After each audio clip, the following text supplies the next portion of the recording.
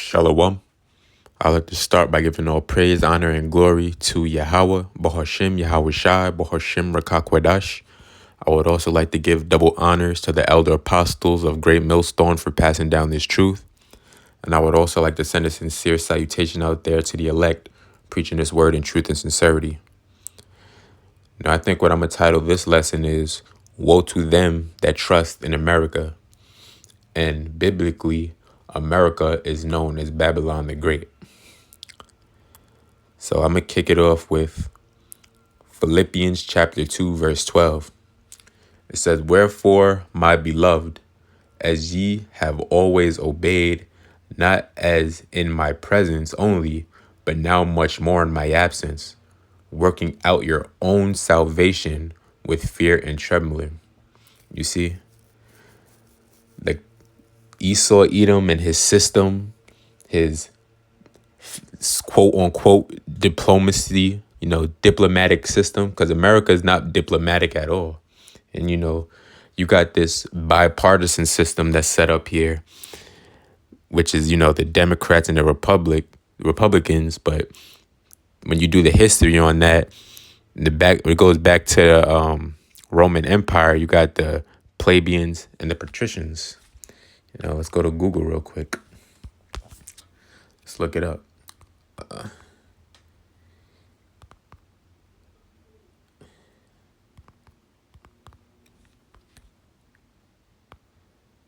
It says in ancient Rome, the patricians and plebeians were two distinct social classes with two different levels of power and privilege. Patricians, the upper class made up of wealthy landowners and other aristocrats who held most of the power in Rome. They were often members of the Senate and were said to be descendants of Rome's founders. So that would be likened now, I guess you would say, to the Republicans, the Republican Party. And now you have the plebeians, the working class made up of free Roman citizens who were not members of the patrician class. They were generally poor and worked as farmers, bakers, builders, or craftsmen. And I guess you could say that would be likened to the Democrats. But even with that, it's interchangeable. You can have farmers that's Republican now, or farmers that are Democrats. It's all bullshit at the end of the day. It shows you nothing new under the sun. It's all a setup to make you think that you have a choice. But, it's two paths that lead down this. It's two roads that lead down to the same path. Either way you go, you're going to get to the same place. Because if voting, it doesn't really matter. There's a reason why there's an electoral college. Your vote doesn't matter. But here in America, they try and pull on your heartstrings and bring up, your ancestors, they died and sacrificed their lives for the right for them to vote. No, I don't give a shit. I don't care. I'm tired of hearing that every 4 years. This is going to be the most important election of all time. Make sure you get out there and vote. The lesser of the two evils. You hear the same shit every 4 years. Like, this shit is played out now. Let me go back to the Philippians 2 and 12 and read it again. It says, Wherefore, my beloved, as ye have always obeyed, not as in my presence only, but now much more in my absence, work out your own salvation with fear and trembling. For it is the Most High which worketh in you, both to will and to do of his good pleasures. See? So again, you got to put all your faith and trust in Yahweh, Bahashim, Yahweh Shai, because this government has nothing for you. The good old days, quote unquote, them days are over. Now let's go to Joshua 24 and 14.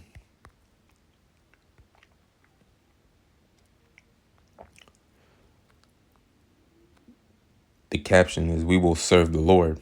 This is Joshua 24 and 14. It says, Now therefore the Lord Yahweh. It says, now therefore fear the Lord Yahweh, and serve him in sincerity and in truth, and put away the gods which your fathers served on the other side of the flood and in Egypt, and serve ye the Lord Yahweh. It says, and if it seem evil unto you to serve the Lord Yahweh, choose you this day whom ye will serve, whether the gods which your fathers served that were on the other side of the flood, or the gods of the Amorites in whose land ye dwell. But as for me and my house, this is the point, but as for me and my house, we will serve the Lord Yahweh. You see, we advocate for the kingdom of heaven. We could care less on how this country goes on. If it was up to us, Russia would have been shot nukes on this bitch. Because we're sick of this place. Like, it's clear as day this place is on its way out. But you got people. And when I say people, I'm really focusing on you Israelites. Because Esau, they're going to do whatever they do anyway. This is their kingdom. Who gives a hell what they do? But you Israelites that trusting in this system to have some relief and to help you out and, just make your life easier here because you're struggling. That's not the case. You was put here to serve out your captivity. You're going to struggle. But you tried everything. You tried voting. You even tried taking it upon yourself, trying to get yourself out of the predicament you're in. But you can't. Only the Lord is going to deliver us out of this place and out of this captivity. And it's really getting clearer day by day. Like, you could even feel it with the energy of these people. Like, people are on edge. Like, nobody's really happy here. You could dress it up on Instagram and make it look however you want to look. But everybody in this place is depressed. But why is that? Because you have the wicked ruling over everyone. You got the wicked, the top wicked elite, the top banking families, the so-called white man, making everybody else's lives miserable. Now let's go to Jeremiah 2:13.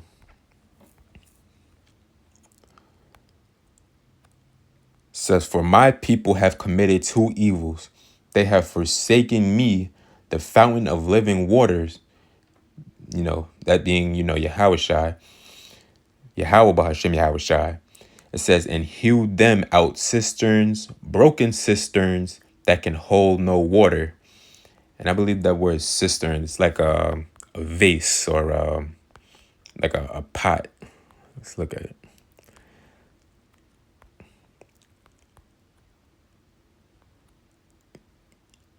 A well, yeah, see? A well.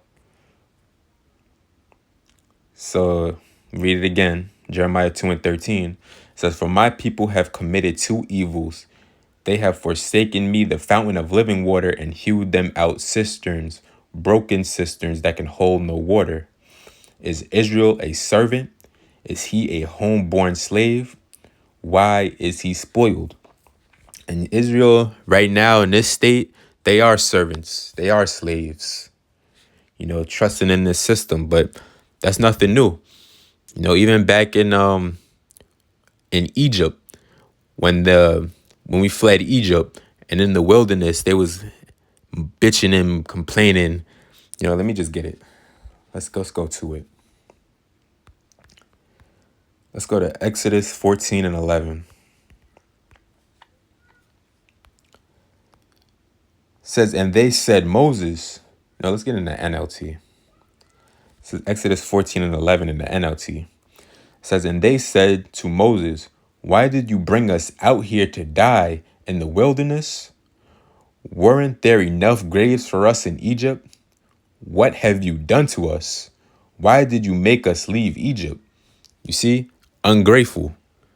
And that's those same spirits that you had out in the wilderness are here today, living out their lot. It says, didn't we tell you this would happen while we were still in Egypt? We said, leave us alone. Let us be slaves to the Egyptians. It's better to be a slave in Egypt than a corpse in the wilderness. And you see, that same mindset is just going to have these people here, especially, specifically talking about the Israelites, take that, that MOTB, take that chip. That same way of thinking. It says it is better to be a slave in Egypt than a corpse in the wilderness. The elect will have that opposite thought. I'd rather be put to death than get that C-hip in my hand or in my forehead. But again, we all got our lot to play out. We all got our role to play. Let's go to Ecclesiasticus. We got to go to the Apocrypha.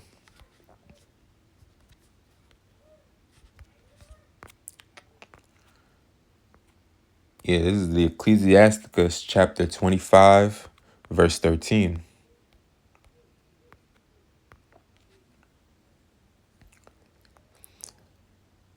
I'll start at the 12th verse. It says, "The fear of the Lord is the beginning of his love, and faith is the beginning of cleaving unto him."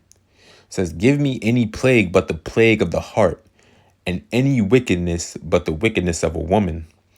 See, and I want to focus on that part. It says, "Give me any plague but the plague of the heart." And the heart is really talking about your mind, because you think with your mind. You don't think with your heart. That's just some bullshit you was taught here in Babylon.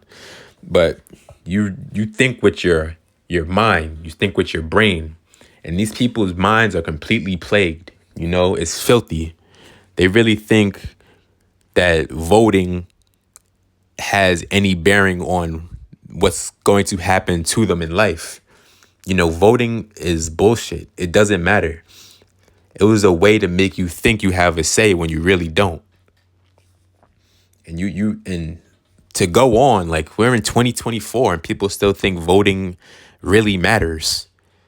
Like, voting on a fucking president, that's outside of your control. The powers that be are the ones that's in control of that.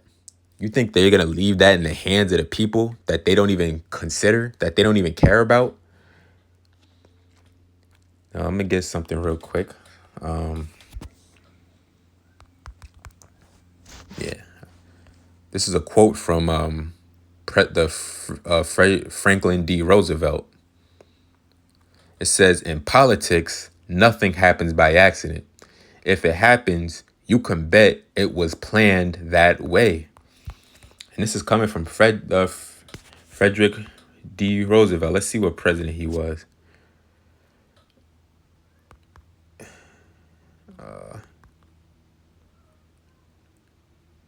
Wait, hold on. Franklin D. Roosevelt. I don't know why I said Frederick. Yeah, he was the 32nd U.S. president. So this is coming straight out the horse's mouth. In politics, nothing happens by accident. It happens. If it happens, you can bet it was planned that way. So that should tell you right there, voting is a scam. You got this coming out the 32nd president's mouth. Because he knew he had no power. Now let's go to Deuteronomy 17:5.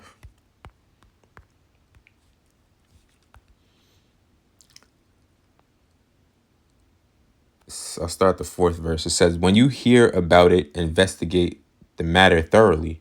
If it is true that this detestable thing has been done in Israel." Oh, Salakia. Let me go back to the King James. And I'm going to jump down to the 15th verse. This is Deuteronomy 17:15. It says, "Thou shalt in any wise set him king over thee, whom the Lord thy power shall choose. One from among thy brethren shalt thou set king over thee. Thou mayest not set a stranger over thee, which is not thy brother." So again, I'm really speaking to Israelites, you so-called blacks, Latinos, and Native American and Seminole Indians. For you to be voting on a presidential candidate, that's going off. Because then you're not supposed to appoint somebody outside your nation to be above you. Why? Because they don't follow the same law, statutes, and commandments that you're supposed to be following. So that means they're going to be leading you astray and pulling you farther away from your power. You see? We're supposed to separate ourselves from, this kingdom and the powers that be and turn back to the Heavenly Father. Now let's go to Isaiah 30:9. It says this is a rebellious people, lying children that will not hear the law of the Lord Yahweh. See, this is talking about you Israelites. It says, which say to the seers, see not, and to the prophets, prophesy not unto us right things, but speak unto us smooth things, prophesy deceit. And you got Kamala Harris and Donald Trump, professing that they're trying to make America better off than it is now, when that's not the case. They're being deceitful. You got, Kamala rallying, like one of her big points is that she, the Roe v. Wade, give women the power over their bodies, your body, your choice. And you got women especially eating that shit up.